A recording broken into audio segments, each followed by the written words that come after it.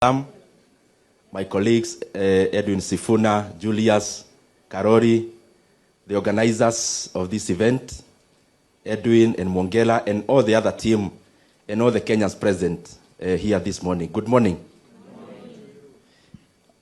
When there was a presentation here that 125 individuals own as much wealth as 43 million Kenyans,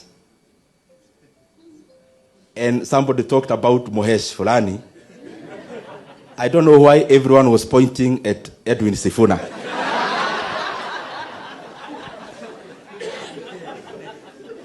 And I don't also know why the people on this side were focusing on Karori Omondi. But they'll clarify later. I want to be very direct to the point. Number one is that I am very glad to be a leader in Kenya, because the issues we are talking about here, some of them we have the ability to do something about them. And I've been trying to do something about some of them in my capacity as MP for Kiharu, and especially on the education front. Education in Kiharu, we put it we consider it with a very high premium. And it is for that reason that all primary schools in Kiharu, those who've been there, they are well done. They look like what we call academies in quotes.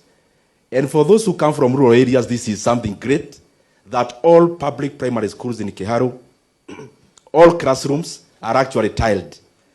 When I say that in Nairobi, it doesn't seem like something big, but Kiharu is a rural constituency. We also run a program called Kiharu Masomo Bora, which takes care of 12,000 learners, over 12,000 learners. And this school in Kiharu is actually 1,000 shillings per term. The rest we take care of. And actually, in that 1,000 per term, learners eat in school from Monday to Saturday. And by the way, in Kiharu, every last Friday of the month, those learners in all day schools, they actually eat chapati for lunch. Actual ones, they are cooked. Why is inequality so important? Why is inequality very important, even economically speaking? In terms of my leaning politically, I would say I'm center-right. I am also a proponent of enterprise because I think they do something great for the economy. But in terms of equality and inequality, as I have seen very well measured here, even through Gini coefficient, when you have, just to put it in banal terms or in plain terms, when you have 1 million people here, 2 of them, they have, let's say, 2 billion shillings each.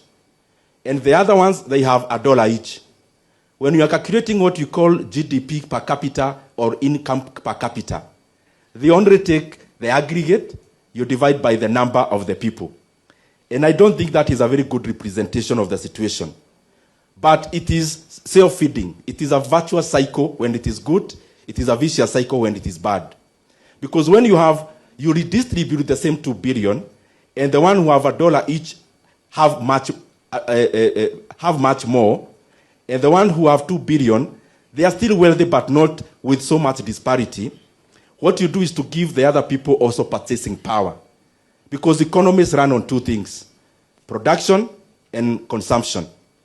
If there are no consumers, if there's no purchasing power to the majority, even the producers themselves, they get a drought. So it is important for us to constantly champion for equality, and that is why I commend Oxfam for this event. The second thing I want to talk about is education. As we have seen in the figures here, capitation in our primary schools, because it's primary school that started in 2003 in terms of free basic education, it has been decimated to 18% currently, and especially given on the depreciation of purchasing power since then. The figure hasn't changed, but the purchasing power of that figure has shrunk to 18%. Now, this is the bad news I want to give Kenyans, because part of our work is also to sensitize. The principals in our day schools as we talk today now, and I'm sending my brother PS, and I recognize your presence here. I request you, because you are now the nearest to government in this room, please, it is unacceptable that the government sent a circular to our day secondary school principals wanting to add school fees by 9,000 shillings from January. And I just want to request you, as a member of parliament for Kiharu, free basic education is important even for bridging the inequality gap, for building capacity of Kenyans. And I want to assure you, as member for Kiharu, there will be no school fees that will be increased in January as far as we are still serving Kenyans. And therefore, the government need to reconsider. Some of these things are not issues of discussion.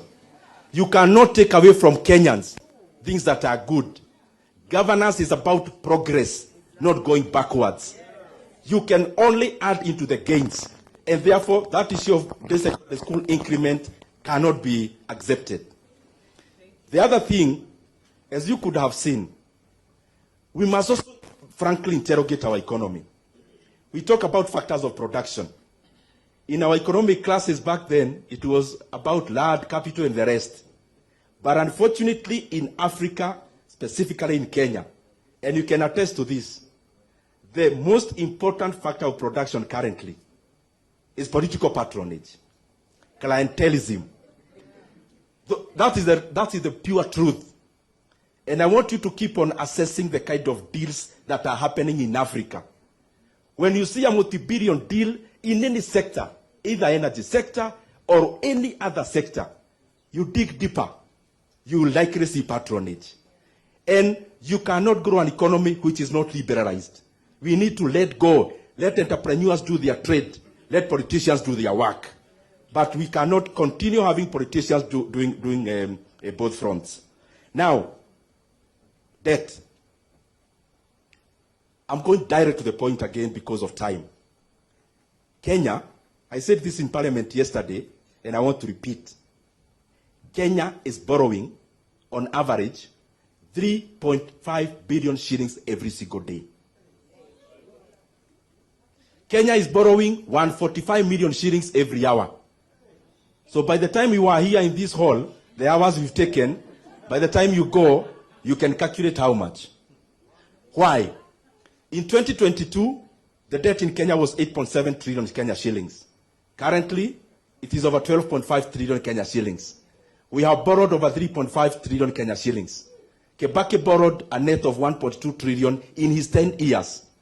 So Kenya is borrowing in a year, what Kibaki was borrowing could have borrowed in 10 years. We are borrowing, let me repeat, 3.5 billion shillings every day.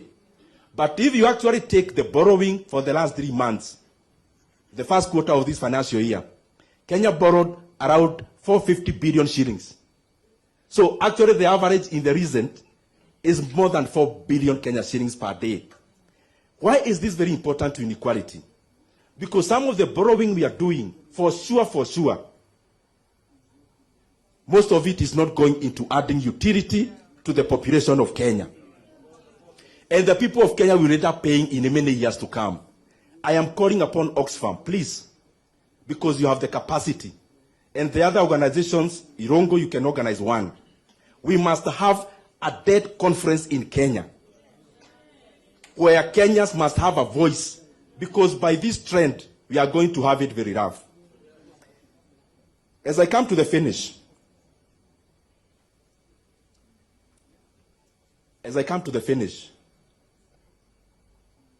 please, I will talk slowly as I finish. Hear me clearly about this issue of debt. Hear me clearly. Kenya is borrowing 3.5 billion shillings every day on average. That's one. Secondly, because people say, oh, Kibaki also borrowed, Uhuru also borrowed. Now listen to this. Besides that borrowing that is in the book, from this financial year, Kenya has also become clever, as Kibaki was saying. And we are now borrowing even off the book. In the book debt is 12.5 trillion. There are other semantics you hear flying around. One is called securitization. Securitization is an illegal debt of 175 billion already taken. It was nowhere in the budget. There is no document anywhere about securitization. The banks who participated they also need to learn a lesson that when time for repayment comes, they will have to look for the people they talked to. If they will not be around, they know what to do. The second debt that is illegal is called Talanta Board. The stadiums you see, Kenya borrowed 44.5 billion Kenya shillings through a board. But the interest rate for that money in 15 years, the interest rate alone is 100 billion Kenya shillings. That is why the Talanta Stadium you see, we are told the value, the cost is 44.5 billion. The real cost is over 145 billion Kenya shillings. And I challenge anyone, including the National Treasury, challenge my figures. Because as I said yesterday, facts are like a lion. When you have a lion, you unleash it. You don't need to defend it. It will defend itself. And that is what facts do. Now, besides that, borrowing, as I finish, Sam. Now, Kenyans will say, but we see many things, this happening. This is what I want to conclude with. Kenya is borrowing 3.5 billion every day. Is borrowing 1.25 trillion every year. That is the money President Kibaki borrowed in 10 years. But everything you see with your eyes is not part of that borrowing. The Nairobi-Nakuru expansion is not part of that debt. That is your money that you contribute to NSSF. That the government has forced NSSF to invest that money, then they'll collect their money using toll. So we need to ask government, the money you raise through infrastructure board, where is the money going to? Others will talk about Talanta Stadium.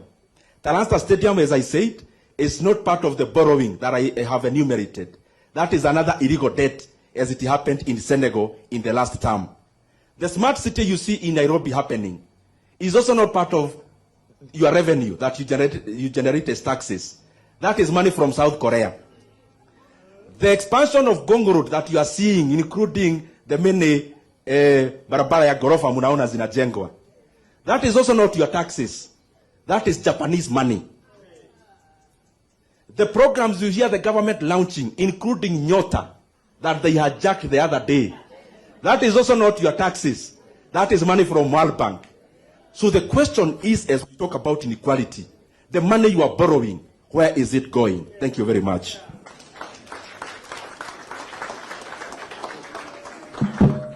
Thank you so much, Mheshimiwa.